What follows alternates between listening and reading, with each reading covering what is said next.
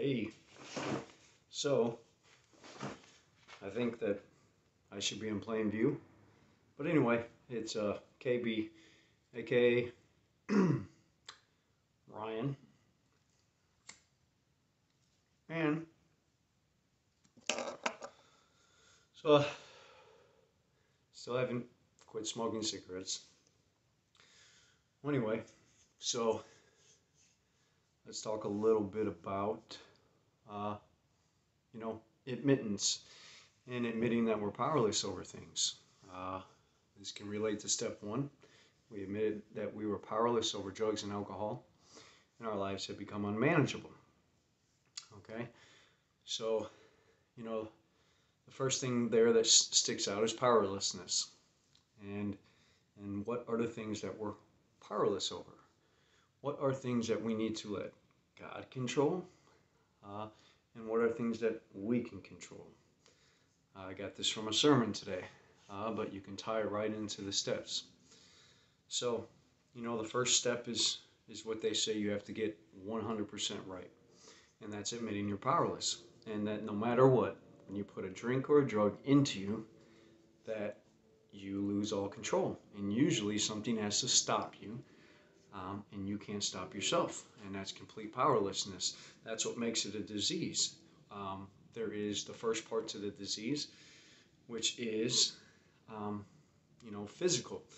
And, first part to your disease begins in the mental obsession. It's best described as one day I'm going to gain control of my disease and I can safely use. It's going to be recreational like we began in the beginning. It was just fun on the weekends. And then we cross this threshold into no longer is it fun, no longer can we control it, but the great obsession, the great mental obsession where our disease starts, it starts with a thought, is that one day I might gain control and it might be fun again, but that illusion has to be smashed, which brings us to the second part of the disease, the physical part. It's called a physical allergy. It's when we put one in us, and this is what differentiates us from a normal social drinker or drug addict or drug user, is that when we put one in us, something takes place physically. This is called the phenomenon of craving, physical allergy. So when we put one in us,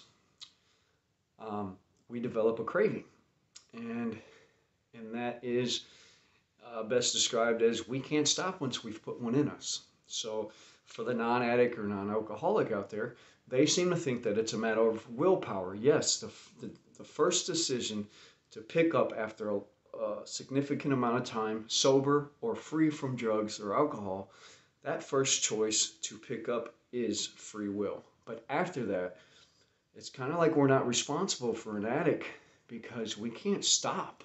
That's what takes place in us physically. That's the only thing science has been able to put their finger on. And so that takes place in us, and usually we have to be stopped by jail, death for some of us, institutions, rehabs, outside help, God. Okay, so what does unmanageability look like?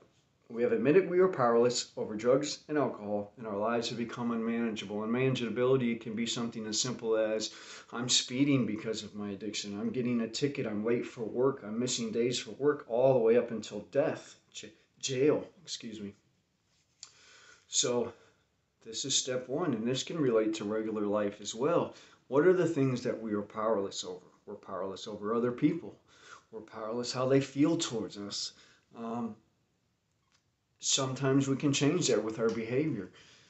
But if a person has an opinion on us, can we control that? Yeah, we can control it with our behavior, but we can't control other people.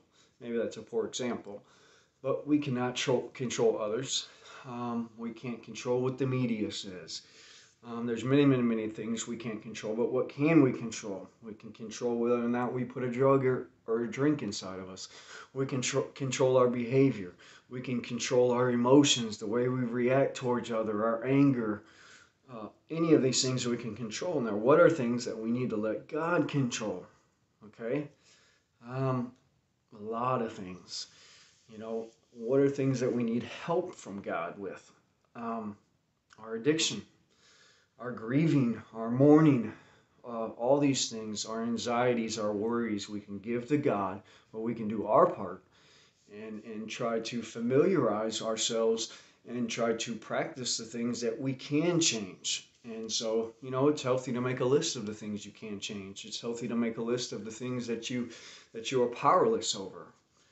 And kind of look at those. The Serenity Prayer says, God, grant me the serenity to accept the things I cannot change, the courage to change the things I can, and the wisdom to know the difference between the two, the three, actually. So, that's all I got on step one. I'll keep these videos short because in the past I used to just go on and on and on. So I just want to give you a few things to look at, to kind of reflect on and meditate on. Excuse me, just had steak.